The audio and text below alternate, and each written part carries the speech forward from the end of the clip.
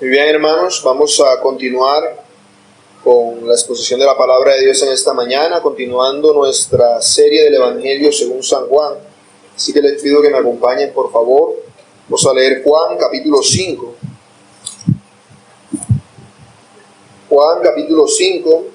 En esta mañana vamos a considerar los versos del 9 al 16, pero vamos a leer desde el verso 1 para mantener la unidad del pasaje. Así que les pido que me acompañen, por favor. Leamos Juan capítulo 5, versos del 1 al 16. Dice así la palabra del Señor. Después de estas cosas, había una fiesta de los judíos y subió Jesús a Jerusalén. Y hay en Jerusalén, cerca de la puerta de las ovejas, un estanque, que en hebreo se llama Betesda, el cual tiene 5 pórticos. En estos yacía una gran multitud de enfermos, ciegos, cojos y paralíticos, esperando el movimiento del agua. Porque un ángel descendía de tiempo en tiempo al estanque y revolvía el agua, y el que primero descendía en el estanque, después del movimiento del agua, era sanado de cualquier enfermedad que tuviera. Y estaba allí un hombre que hacía 38 años que estaba enfermo. Cuando Jesús lo vio tendido y entendió que ya llevaba mucho tiempo, le dijo: ¿Quieres ser sanado? Le respondió el enfermo: Señor, no tengo a nadie que me meta en el estanque cuando se revuelve el agua, porque entre tanto que yo voy, otro desciende antes que yo. Le dijo Jesús: Levántate, toma tu lecho y anda. Y al instante aquel hombre fue sanado y tomó su lecho y andaba. A continuación el texto a considerar en esta mañana. Y aquel día era sábado. Entre los judíos decían a aquel que había sido sanado: es sábado, no te es lícito llevar tu lecho.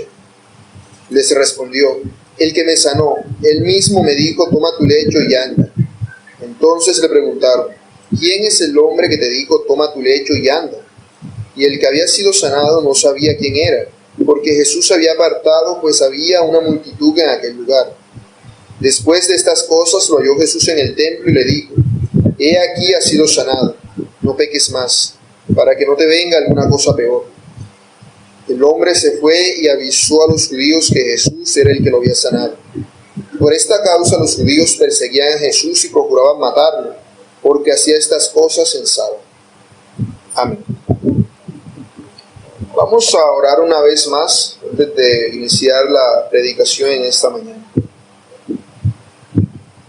Amado Dios, Padre bueno, te pedimos, Señor, que seas tú hablando a tu iglesia en esta mañana.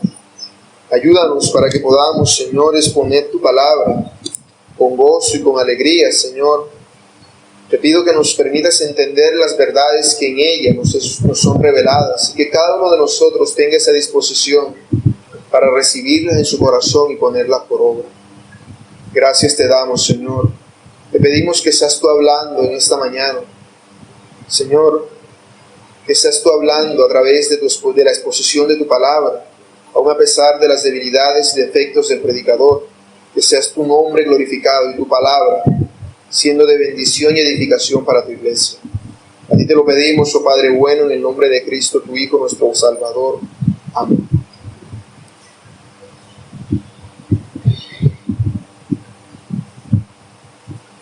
A lo largo de estos días ha hecho mucho calor por aquí. Normalmente la temperatura es bastante elevada, pero hemos podido notar cómo en esta semana, no sé si por la intención de lluvia que ha estado ocurriendo en varias partes aledañas, será, pero el asunto es que eso es algo muy incómodo, sobre todo en las noches cuando es hora de dormir. Nos gusta estar cómodos, relajados, descansados. Eso está bien con este tipo de cosas, para que podamos descansar apropiadamente. Pero cuando se trata de la vida cristiana, no debemos apegarnos a la comodidad. Debemos estar dispuestos a sufrir padecimientos por causa del Señor. Debemos estar dispuestos a sufrir persecuciones por causa del Señor. Porque ciertamente el Señor es la luz del mundo. Y los hombres, como ya lo vimos en el capítulo 3, amaron más las tinieblas que la luz. Y nosotros, como representantes de Cristo aquí en la tierra, somos luz también. Y por lo tanto, al llevar la luz de Cristo, nos ganamos la enemistad de los hombres. especialmente de aquellos que profesan ser creyentes y no lo son. Nos ganamos su enemistad, porque para ellos nosotros venimos a hacer algo así como es el calor para ti en las noches, una incomodidad, algo con lo cual no se puede estar tranquilo, algo que te molesta, que quizás de pronto no tienes nada en específico contra ese cristiano, pero hay algo en él que no quieres estar cerca de él. Así piensa el impío.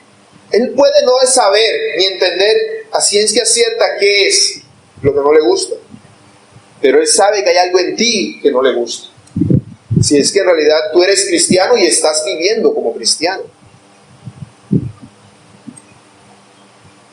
Y aquellos que son creyentes, entre comillas, que profesan más una religión que una fe genuina en Cristo, aquellos sí tienen un mayor entendimiento de qué es lo que le molesta acerca de nuestra fe.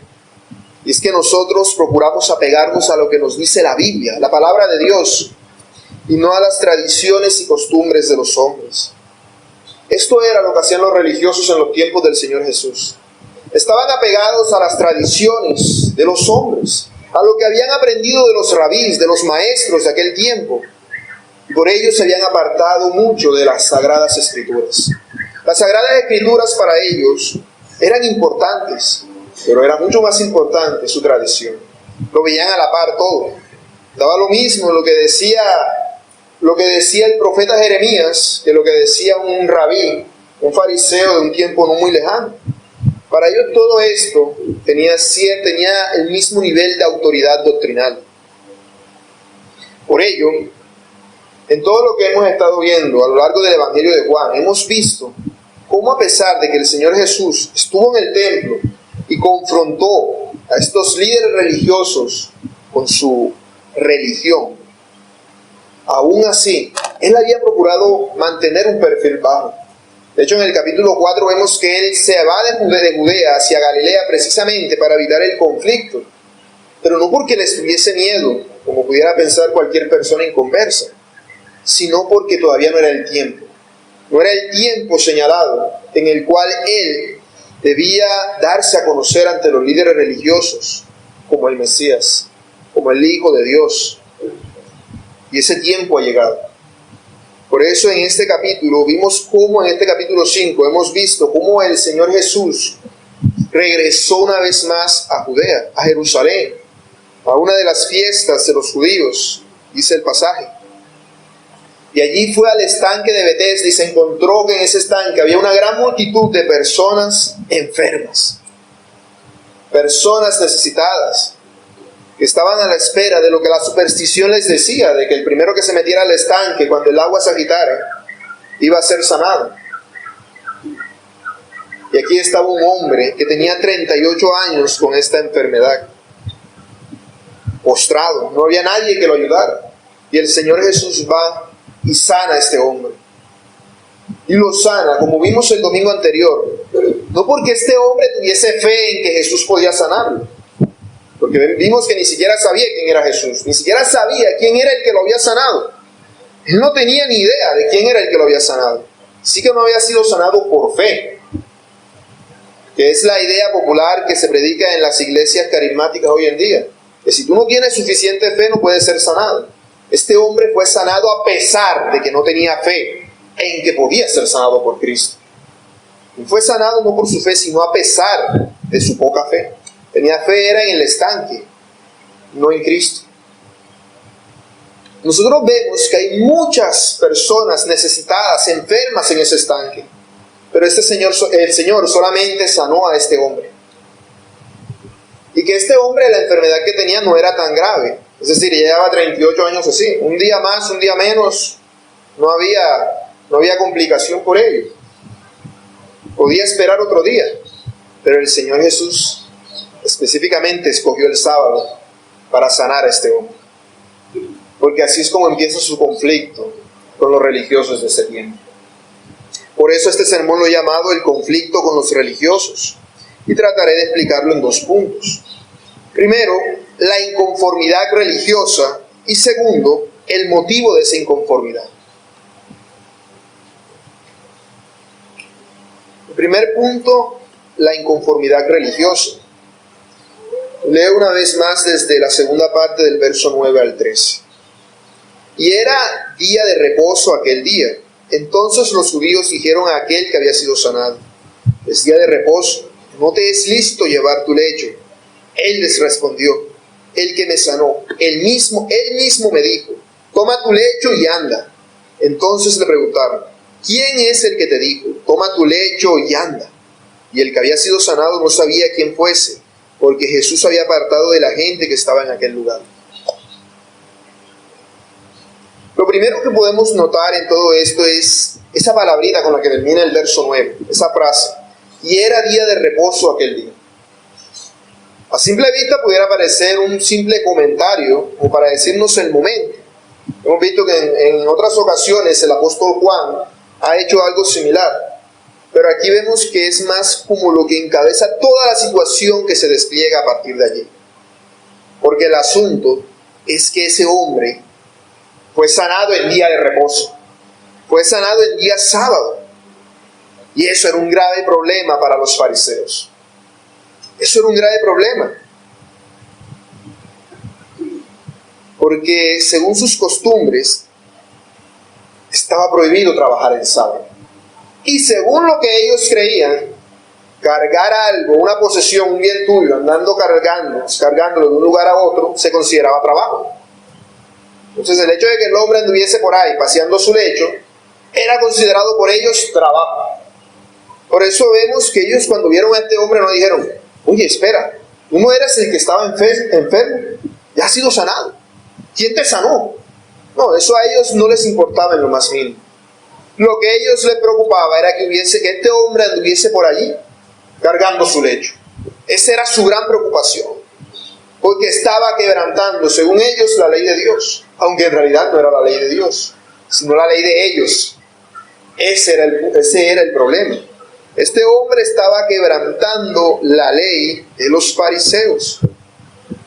El Señor a este hombre le mostró su misericordia, pues Él había venido a mostrar su misericordia a la nación judía, invitándolos al arrepentimiento. Vemos que Él fue y sanó a este hombre, precisamente para mostrar la misericordia y el amor de Dios. Pero lo que nos encontramos es que los religiosos se sienten afligidos e inconformes por lo que el Señor hizo. Lo ven como un problema. Por eso bien ha dicho el Señor de ellos en Mateo 15:9, que a ellos les encanta sustituir los mandamientos de Dios con las tradiciones de los hombres. Para ellos, para estos judíos religiosos, el día de reposo, según un comentarista, era un tema dominante. Era algo que se enseñaba cuando hacían su enseñanza del día de reposo. En el día de reposo, gran parte de su enseñanza tenía que ver con lo que se podía hacer y no se podía hacer en día de reposo. Dice el comentarista que de hecho la obediencia al día de reposo se había vuelto algo escatológico, pues se creía que al menos, mínimamente, la venida del Mesías estaba ligado al cumplimiento perfecto del día de reposo. Entonces los judíos, con orientación al día de reposo, consideraban que los actos de Jesús eran diametralmente opuestos a las expectativas de los rabinos, que probablemente habrían categorizado a Jesús como un libertario antinómico. No parecía estar preocupado con las reglas preciosas de los rabinos. Y vemos que este conflicto por el día de reposo no se da solamente aquí. En todos los otros evangelios constantemente encontramos esto. Los milagros que el Señor Jesús hacía en día de reposo. Eso era algo preocupante y era un punto determinante para los religiosos de ese tiempo. Para ellos, cumplir a cabalidad que el día de reposo era una forma de ganarse la aprobación de Dios. Era algo que los hacía quedar bien. Pero para el Señor Jesús, el día de reposo era más que un simple día, una simple regla humana. También era un regalo de Dios para ellos, para nosotros, los seres humanos. Eso es el día de reposo, un regalo para que nosotros podamos reposar del resto de nuestras actividades, dedicarnos al Señor. Para ellos era una carga, No era la intención de hacerle una carga, pero era lo que habían estado haciendo poco a poco, al agregarle tradición sobre tradición, costumbre sobre costumbre. Y es que ciertamente había algo de verdad, que ellos estaban tomando una verdad. El Señor sí instituyó el día de reposo, es el cuarto mandamiento. Sin embargo, no se especificó acerca de lo que debía hacerse o no en ese día. Lo que se indicaba era que debían cesar de sus actividades regulares, que hacían todos los demás días de la semana, y dedicarse al Señor. Sin embargo, los rabinos con el tiempo empezaron a preguntarse qué era lo que podían hacer o no hacer, y empezaron a categorizar todas las acciones que podían entenderse como trabajos. De hecho, se sabe que había menos 39 categorías diferentes de trabajo según ellos, lo cual era bastante en cuanto a lo que podía hacerse y lo que no podía hacerse. Y a estos hombres les preocupaba mucho el hecho de que este hombre estuviese transportando su lecho en el día de reposo. Fue esta violación lo que a ellos les preocupó, por eso le dicen, no te es lícito llevar tu lecho. En lugar de alegrarse por este hombre, lo que hacían era molestarse porque él estaba quebrantando ese día. Es precisamente por esta actitud que el Señor lo reprende en Mateo 23:13. Porque ellos hacen eso, lo que hacen es colocarle a las pobres personas una carga. Y le ponen, aquí está la palabra de Dios, cárgala. Y tienen que soportar el peso que ellos están poniéndole, que Dios no ha puesto. Que Dios no ha puesto. Porque lo que hace la falsa religión es tratar de manipular la vida externa de las personas, pero no afecta en nada el interior. El interior sigue siendo el mismo. Sigue siendo el mismo. Entonces era solamente apariencias. Ellos vivían de apariencias y querían que el pueblo entero viviese de apariencias. Apariencias de guardar el día de reposo, aunque en su corazón no tuviesen ninguna intención de guardar el día de reposo. Claro, ellos tenían pasajes bíblicos con los cuales se justificaban este tipo de cosas. Por ejemplo, en Nehemías 13:15 dice lo siguiente. Nehemías 13:15 dice, en aquellos días vi en Judá algunos que pisaban en lagares en el día de reposo, y que acarreaban haces y cargaban asnos con vino y también de uvas, de higos y de toda suerte de carga, y que traían a Jerusalén en día de reposo. Y los amonesté acerca del día en que vendían las provisiones. En este pasaje vemos cómo Nehemías amonesta a un grupo de personas que se encontraban llevando cosas en el día de reposo. Ahora, el asunto no es que ellos estuvieran llevando bienes o cosas de ellos, sino lo que iban a hacer con todo esto que estaban trayendo. Ellos pensaban vender en ese día, pensaban comerciar en este día. Ese era el problema. Este es un caso muy diferente al que ha ocurrido con este hombre que simplemente está cargando su lecho. El hombre ha sido sanado de su enfermedad. Esto era algo visible para todo el que conociera a este hombre. Puede ser, puedes caminar, puedes andar. Llevas 38 años así. Quizás algunos cuando nacieron, este hombre ya estaba así. Y ahora lo están viendo por primera vez caminando y andando. Era algo asombroso, era algo maravilloso. Pero a los fariseos simplemente les molestaba, les importaba el hecho de que este hombre estuviese quebrantando su tradición. Por eso vemos que le dicen, ¿quién es el que te dijo, toma tu lecho y anda? Ellos exigían saber quién era el que no solamente había puesto a este hombre a violar el día de reposo, sino que además estaba enseñando.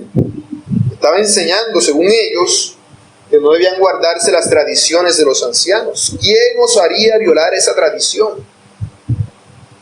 Eso era una insolencia que necesitaba tratarse de inmediato. Y una vez ellos probaron lo preocupados que estaban por este asunto, quisieron saber quién es este hombre que está rebelándose en contra de sus tradiciones. A ellos no les importaba la misericordia del Señor Jesús al haber sanado a este hombre enfermo. Solamente les importaba que estuviesen quebrantando el día sábado. Eso era lo que les incomodaba. Ese era el calor con el cual Cristo los sofocaba. Ellos no sabían cómo desprenderse, para ellos era una molestia muy grande. Tenían que hacer algo al respecto de inmediato. Claro, cuando a ti algo te molesta, tú no te quedas quieto, simplemente. Tú estás con la ropa, estás sentado en el puesto y sientes que hay algo que te molesta y empiezas como a acomodarte, como que en la silla, como que la espalda, como que la cabeza, porque hay algo que te incomoda. No es algo que tú dices, bueno, ahora en un rato estoy con la cabeza así, tengo un dolorcito aquí, ahora en un rato empiezo a acomodarme. No, cierto. Vienes algo que te incomoda y de inmediato empiezas a hacer algo al respecto. No te quedas así simplemente aguantándote aquella incomodidad. Es algo que debe ser tratado de inmediato. Y es lo que estos líderes religiosos querían hacer en este día con Jesús. Para ellos Él era una incomodidad. Él era una gran molestia. Y ese es el peligro de la religión falsa. Aquella que es por obras, aquellas que no depende de la gracia de Cristo. Esta religión siempre termina poniendo cargas sobre las personas, siempre termina poniendo un yugo difícil de llevar sobre todas las personas, algo que es un grave problema. De tal manera que venir a la iglesia no es algo que haces con alegría o con gozo, si eres un religioso, sino es algo que haces porque te toca. Es algo que haces porque, es como cuando aquellos creyentes en su tiempo devocional están leyendo la Biblia y dicen, va a empezar la novela, amén, y terminan y menosprecian su tiempo con Dios por alguna cosa pagana, mundana, a la que le dan prioridad en su vida. Eso demuestra cierta religiosidad, demuestra religiosidad en la persona, porque no está valorando a Cristo. Una cosa es que se obligue a sí mismo a hacer algo que naturalmente no quiere, pero está diciendo es más importante para mí. A que actúe hipócritamente como diciendo ya leí la Biblia, ya cumplí. Ya vine a la iglesia en domingo, ya cumplí. Es lo mismo que hacen estos religiosos. Esa era la actitud de los fariseos. Y ellos habían impuesto cargas muy pesadas, porque de hecho cualquiera persona que era encontrada quebrantando el día de reposo tenía serias consecuencias. Iban desde algo muy sencillo hasta que lo lapidaran a piedras, dependiendo de qué manera quebrantó el día de reposo. Así que este hombre, cuando le hicieron esta pregunta, respondió, el que me sanó él mismo me dijo, toma tu lecho y ya. Pudiese ser y que de forma honesta este hombre simplemente estuviese diciendo, el enfermo, no, el que me sanó me dijo que tomara el lecho y andara. Pero la verdad que en lo personal me inclino a pensar que este hombre simplemente quería zafarse de la responsabilidad de lo que estaba haciendo. Como cuando Dios le preguntó a Adán, ¿qué has hecho? Le dijo, la mujer que tú creaste. Aquí, el que me sanó me dijo, toma tu lecho y anda. Yo no tengo nada que ver con eso. Pues habíamos visto que este hombre ni siquiera sabía quién era Jesús y no tenía ningún tipo de fe. Y no porque este hombre tuviese malas intenciones hacia Cristo, sino porque no era algo importante para él. Para él era importante su propia vida, por eso estaba en esa situación esperando que alguien lo ayudara, el Señor lo sanó. Así que me inclino más a pensar de que este hombre en realidad era pasando la responsabilidad a Cristo, diciendo yo no sé nada de ese asunto. El que me sanó me dijo, toma tu lecho y anda.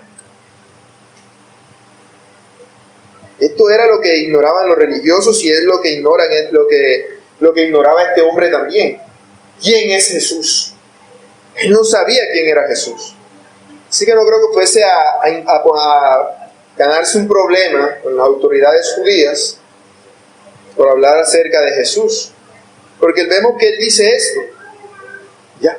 O sea, no busca defender al Señor Jesús, este hombre ha hecho algo maravilloso. Él me ha sanado la vida. A ustedes no les interesa que Él me ha sanado, que yo tenía 38 años enfermo. Y este hombre, no. El hombre simplemente buscó zafar su responsabilidad, guardársela. Lo cual es una actitud muy diferente a del hombre que nació ciego que leímos mientras presidía. En Juan capítulo 9. Es el texto que leíamos al presidir, Juan 9 del 24 al 33. En este pasaje, ya leímos, vemos que este hombre cuando es confrontado por las autoridades judías, no se amedrenta.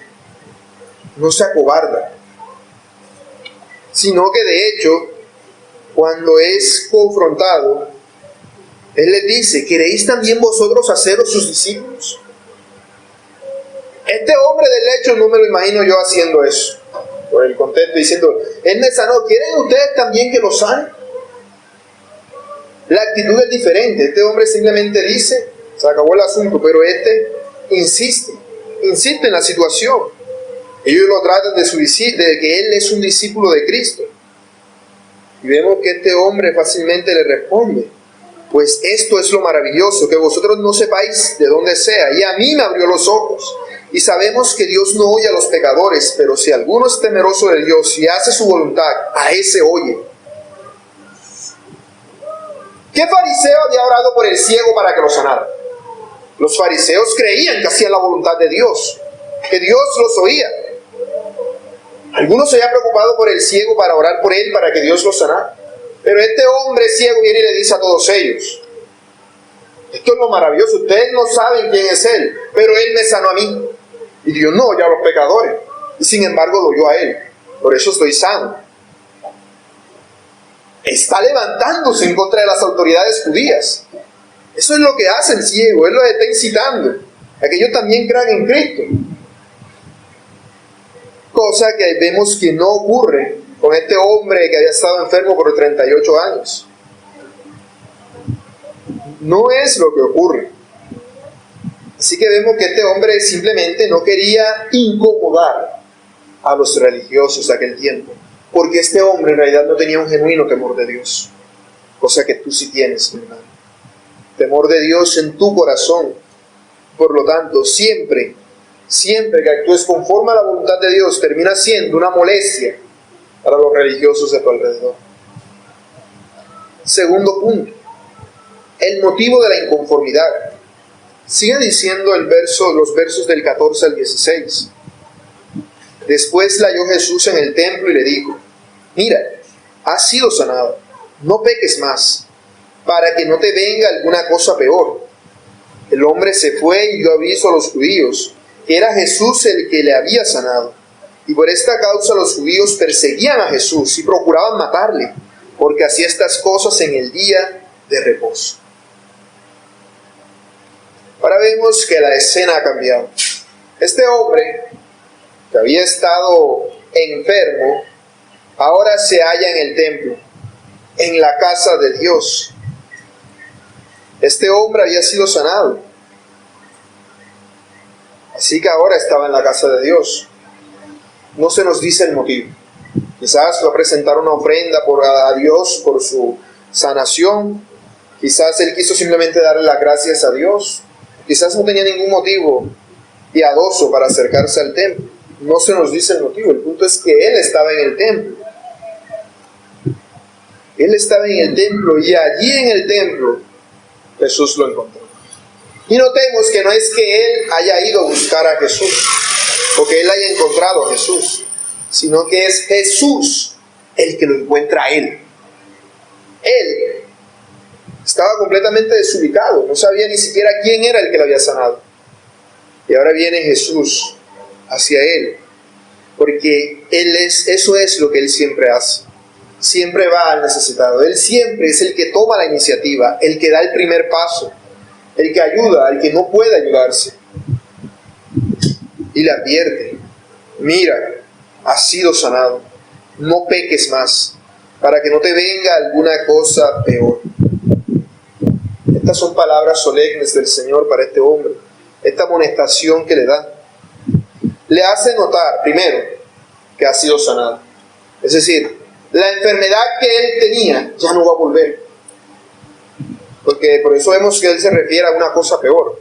Lo que él tenía, esa enfermedad, cesó por completo. No fue de que el Señor oró por él y fue sanándose poco a poco, o que quedó sano por una parte pero todavía quedó un poquito cojo. No, el hombre fue sanado por completo. Una sanidad increíble. Como veíamos el domingo anterior, el Señor Jesús no oró por él para que quedara siendo sano. El Señor Jesús no le puso la mano. No, el Señor Jesús lo mandó simplemente. Le dijo: levántate, toma tu lecho y anda. Le dio una orden con autoridad. Y el hombre no pudo hacer otra cosa sino obedecer. Y la enfermedad que tenía el hombre no pudo hacer otra cosa sino huir del hombre ante la autoridad de Cristo. Había sido sanado. Esa sanidad era total, no era parcial. No es como esas sanidades con las cuales se ilusionan las personas hoy en día, de que son sanados en cierta forma, en cierto sentido, o de enfermedades que ni sabían, o una enfermedad que es por fe. No, es una sanidad total, una sanidad incomparable. Pero el Señor le da una advertencia: ha sido sanado. Y le dice que no peque más, para que no le venga alguna cosa peor. Y esta es una advertencia muy seria: no peque más. El hecho de que este hombre peque no quiere decir de que sus pecados, sus enfermedades eran a causa de sus pecados, como si hubiera una relación directa de pecado-enfermedad. De que si tengo gripa fue porque pequé. De que si me da un dolor aquí fue porque pequé. Pero sí de que la enfermedad como tal, de forma general, es consecuencia del pecado.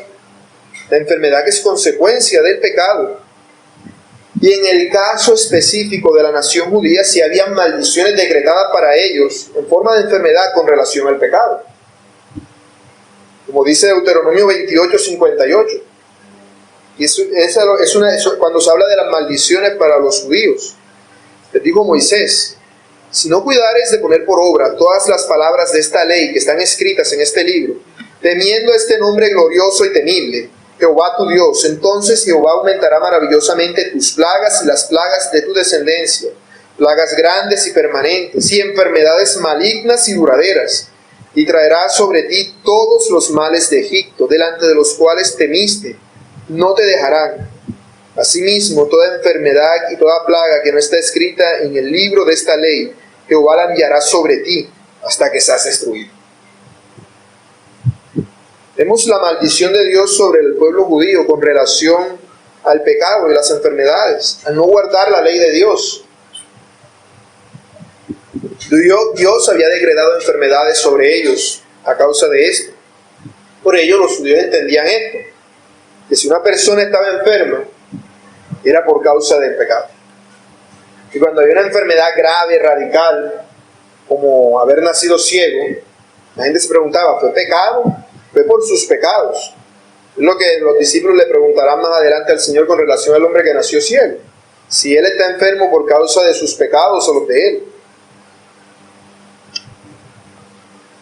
Pero el asunto con la advertencia del Señor Jesús no es solamente una enfermedad peor en el sentido humano. La razón por la cual debía dejar de pecar no era solamente que antes estabas lisiado de la pierna, ahora vas a quedar aquí parapléjico de la cabeza para abajo, va a pasar algo peor. No, sino que se refiere a la condenación del infierno, a la condenación de la ira de Dios por causa del pecado. No peques más, no provoques al Señor tu Dios.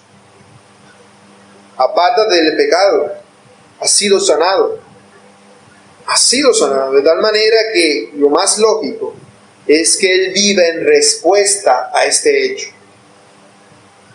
Imagínate un hombre que toda su vida ha sido ladrón y lo capturan en el acto, está robando, lo capturan literalmente con las manos en la masa.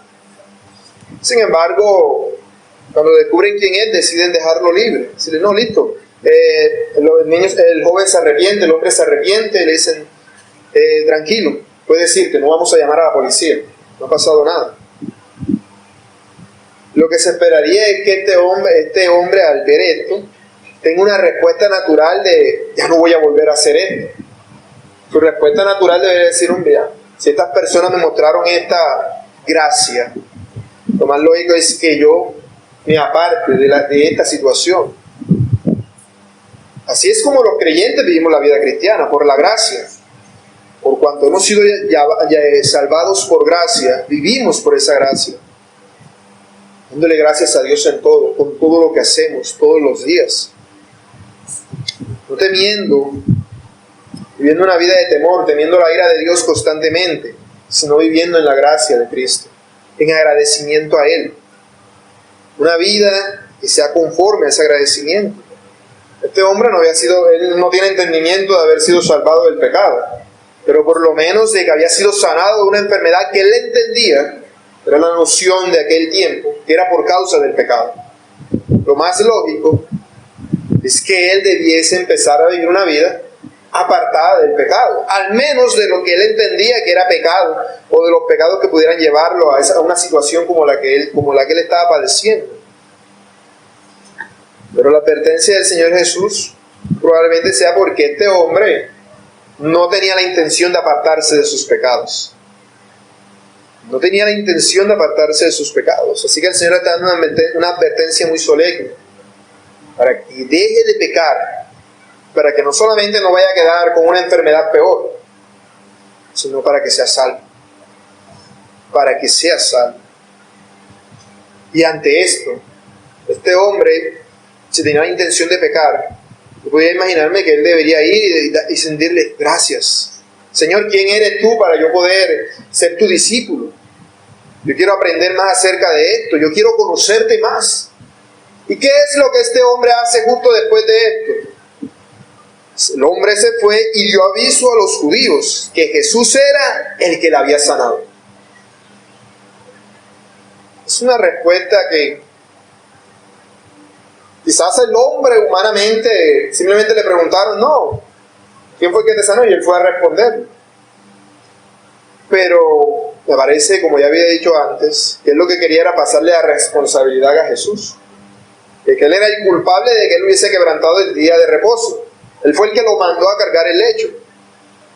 Porque claro, quizás al hombre no le hicieron nada en ese momento, pero ya estaba bajo supervisión. A él se lo cogieron, por así decirlo, con las manos en la masa, con el lecho en el brazo, cargando el lecho.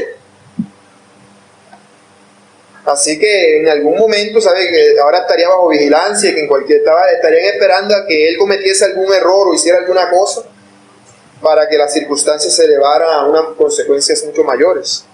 Así que para librarse de todo eso, la forma más sencilla es: allá está, fue Jesús, Él fue. Pero notemos que Él no dice lo que le preguntaron. Él le preguntaron: ¿quién te mandó a tomar tu lecho? Y Él lo que responde es que Jesús fue el que lo sanó. Yo no puedo entender que este hombre tuviera una mala intención premeditada de echarle las culpas a Jesús, sino que no tenía fe, por lo tanto no tenía valor y se encontraba en una situación difícil, porque había sido sanado de una enfermedad después de estar 38 años postrado. Si no lo lapidaban, no sabemos qué tipo de consecuencias específicas podría tener, pero ya se había librado de una y ahora estaba expuesto a otra. Y él no quiso correr el riesgo por Cristo, sino que en lugar de eso fue y dio aviso a los judíos de que Jesús era el que lo había mandado a quebrantar el día sábado, el día de reposo. Este hombre fue ingrato. Él no consideró los años de sufrimiento que había pasado postrado en aquel lugar. Él no lo consideró. Él simplemente vino, se levantó y dijo: yo quiero poder aprovechar todo y hacer todo lo que no he hecho en todo este tiempo. Y si estoy en estas circunstancias, no voy a poder. No voy a poder. Claramente son meras suposiciones de una actitud así. Este hombre delató al Señor Jesús. Él lo delató. Ahora, nadie le había mandado a hacer eso. Nadie lo había mandado a hacer eso. Fue la actitud de su corazón. Fue la respuesta ante la amonestación de Cristo. Cristo lo amonesta y él de inmediato va y le delata. Y dice que a causa de ello los fariseos empezaron a perseguirle al Señor Jesús. Empezaron a perseguirle. Ahora, esta persecución estaba apenas empezando. Hasta este punto ellos no habían empezado a hacer nada en contra de él, pero a partir de ahora ellos empezaron a perseguirlo, a tal punto que querían matar a Jesús. lo consideraban un problema. Lo consideraban un gran problema a ellos porque estaba en oposición abierta a lo que ellos enseñaban. Para la religión de ellos, Jesús era todo un problema, porque esta no fue la única vez que el Señor Jesús sanó a alguien el sábado.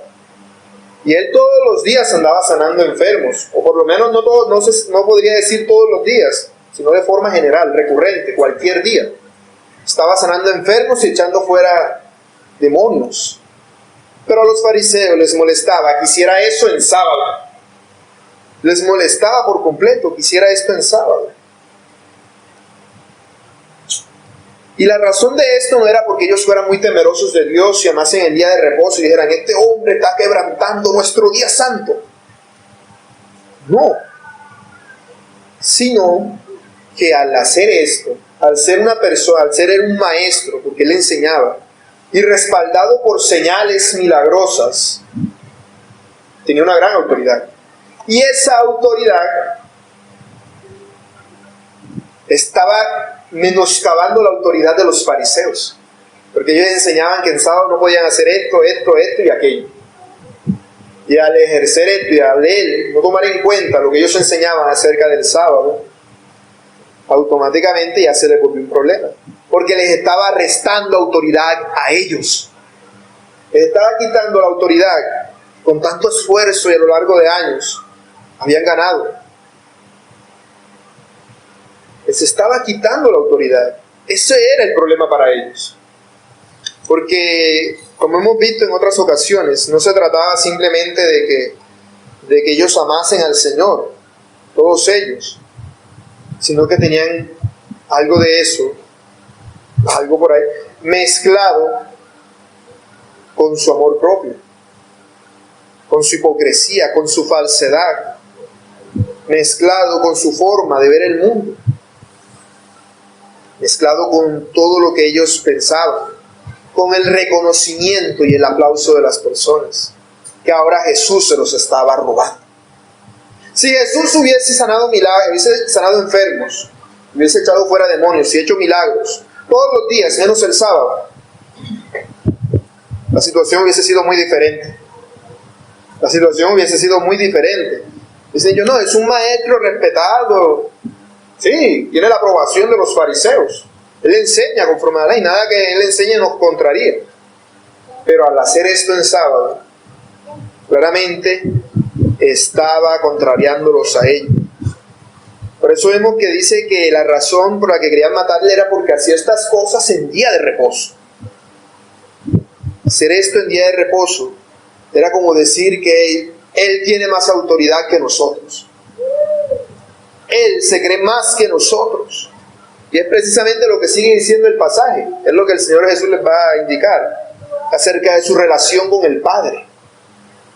Su relación con el Padre, que le da autoridad aún sobre el día de reposo.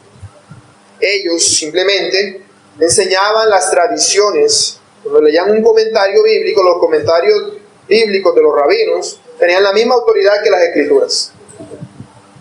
Y Jesús no enseñaba así. Jesús enseñaba solamente lo que la palabra de Dios les decía. Por eso Él enseñaba la verdadera religión, la que no es conforme a las obras, sino que es por gracia. Ese es el motivo de la inconformidad de los religiosos. Aplicaciones. Mi hermano, me gustaría preguntarte en esta mañana si alguna vez las personas se han sentido inconformes contigo por causa de tu fe. ¿Cuántas veces las personas han sentido incomodidad al tenerte cerca? ¿Cuántas veces las personas no han querido tenerte a su lado? ¿Cuántas veces has sido repudiado? ¿Cuántas veces las personas dicen, tú allá y yo acá, tú y tu Dios y nosotros mi Dios, pero no queremos que mezcles ambas cosas? ¿Cuántas veces y en qué momento tu vida cristiana ha generado desacuerdos en tus relaciones cotidianas, con tu familia, en tu lugar de trabajo, con los vecinos y todo el círculo social a tu alrededor? ¿En cuántas ocasiones el hacer lo que Dios nos demanda a través de su palabra, te ha hecho enemigos de otras personas. ¿Cuántas veces, mis hermanos? Porque imagínate que tú estás en un lugar, bueno, no hay que imaginárselo mucho, ¿cierto? En tu lugar de trabajo hacen X o Y actividad. Tú dices, no, yo de eso no participo. Yo no tengo nada que ver con eso. Muy probablemente, si no han escuchado, si no les ha predicado el Evangelio, queden como, ¿y por qué? Debe ser una buena oportunidad para evangelizarlos, ¿cierto? Pero muy probablemente también se vuelvan en tu contra a causa de ello. Y lamentablemente algunos cristianos prefieren quedarse callados. Quizás no participan de este tipo de actividades, pero no hacen absolutamente nada al respecto. No dicen nada, no tienen nada que ver, no levantan su voz. Quizás ellos no van a dejar de hacer su fiesta que van a hacer pagana por lo que tú les digas. Pero al quedarte callado, estás dándole su aval. No los estás confrontando con su pecado. El Señor Jesús no le dijo nada a los fariseos, pero con sus acciones estaba demostrando que no estaba de acuerdo con lo que ellos hacían. Pero si tu boca se queda cerrada y tus acciones no hacen absolutamente nada que les contravenga, sino simplemente, no, este día hacen una fiesta extraña aquí, mundana, ese día no vengo, ese día no me aparezco, no sé nada, y no les digo por qué, no hay una explicación, no hay un motivo. ¿Dónde estás demostrando tú a Cristo en esta situación? ¿Dónde estás dándole a conocer? Estás diciendo que tú no estás de acuerdo con la religión de ellos. Y por la religión de ellos no me refiero meramente a que sean católicos o cristianos, sino a la religión mundana que practican, a su amor al mundo. En este tipo de situaciones es donde debe brillar la luz del Evangelio, la luz de Cristo en tu corazón, donde debe ser luz en medio de las tinieblas y hacer lo que ellos no hacen. No hacen. Que vean que eres diferente. Que vayan a decir, yo no entiendo por qué hace esto. Y si tú no les dices nada, probablemente, y no das testimonio, probablemente van a pensar, no, es que su religión se lo prohíbe. Pero no se trata solamente de tu religión te lo prohíbe. Se trata de dar testimonio de Cristo. De que tú eres una nueva criatura. Y que ya tú no tienes comunión con esas cosas. Por lo tanto, tampoco tienes comunión con el mundo. No te deleitas en lo que ellos se deleitan. No se trata, no, que tu religión te prohíbe tomar alcohol. No, es que no deseo hacerlo, porque he sido libertado de esa esclavitud. He sido libertado. Y así es con todo tipo de situación que vemos que el mundo cada vez promueve. Todo tipo de situaciones que son opuestas a Dios. Situaciones que tienen que ver más con el pecado y menos con Dios. ¿Cómo así que situaciones que tienen que ver más con el pecado y menos con Dios? Si el mundo siempre es pecador. Sí, pero antes en el mundo, a pesar de estar en el mundo, la influencia cristiana hacía que hubiesen ciertas reglas y normas que se respetasen de una manera mucho más cristiana, aunque ellos no fueran cristianos. Las personas, por ejemplo, lo más común que tenemos hoy en día, el matrimonio entre homosexuales. Ellos no es que fueran cristianos, los mundanos no es que, pero para ellos era algo mal visto. Pero ahora viene a ser algo de todos los días. Te digo porque aquí en Corozal la Iglesia Católica ha casado unos homosexuales recientemente. Eso era algo que nunca se había hecho. Ya existe la primera pareja de matrimonio gay católico aquí en Corozal. Eso es algo que nunca se había dado. Aún entre las personas de estas religiones no se daba ese tipo de cosas. Cada vez se apartan más y más y más de la verdad. Y cada vez tu vida cristiana hace que seas más y más y más diferente de ellos. Porque la vida cristiana te lleva a vivir de una manera que vienes a ser una incomodidad para sus vidas. Pero lo que debes cuidarte, mi hermano, de aquello de lo cual debes cuidarte con esto, es de que tú seas incomodidad para el mundo por tu amor a Cristo. Y no meramente por el hecho de ser incómodo, de ser incomodidad para el mundo. No por el hecho de, no, yo soy cristiano, yo soy reformado, yo no hago esto. pero no porque en realidad tengas un deseo, sino que en el interior lo estés haciendo por mera religión. Lo estés haciendo sin entender en realidad que debes hacer todas estas cosas más como algo que te brota del corazón, no como algo que te toca hacer, pero que en el fondo quieres hacerlo. Porque entonces sí estarías siendo como ellos piensan. Tu religión te lo prohíbe, pero no estarías siendo un verdadero creyente. En apariencia, a los ojos de ellos y aún a nuestros ojos, un hermano totalmente piadoso, pero en el fondo no es así. Debemos cuidarnos de las apariencias, de meramente hacer todas estas cosas por meras apariencias, porque de pronto tú dices, no, el alcohol, pero resulta que a ti el alcohol nunca supuso ningún problema, y dejar de tomar alcohol, eso yo no lo hacía antes, así que ahora no es que me vaya a morir por no tomar alcohol, pero que entonces delante de ellos, delante de nosotros, actúes de una manera, pero cuando nadie te ve, sí hay otras cosas que sí haces. Eso es algo de lo cual debemos cuidarnos. Debemos cuidarnos porque entonces nosotros también seremos ese tipo de religiosos. La verdadera religión sí tiene que ver con obras, pero obras que nacen del corazón. Como dice Santiago 1:26, si alguno se cree religioso entre vosotros y no refrena su lengua, sino que engaña su corazón, la religión de tal es vana. La religión pura y sin mácula delante de Dios, el Padre, es esta: visitar a los huérfanos y a las viudas en sus tribulaciones y guardarse de la mancha del mundo. Esa es la religión pura y sin mácula, a la cual nosotros como cristianos estamos llamados a practicar. Así que examínate, mi hermano, examínate si en realidad practicas la religión pura y sin mácula o eres un mero religioso.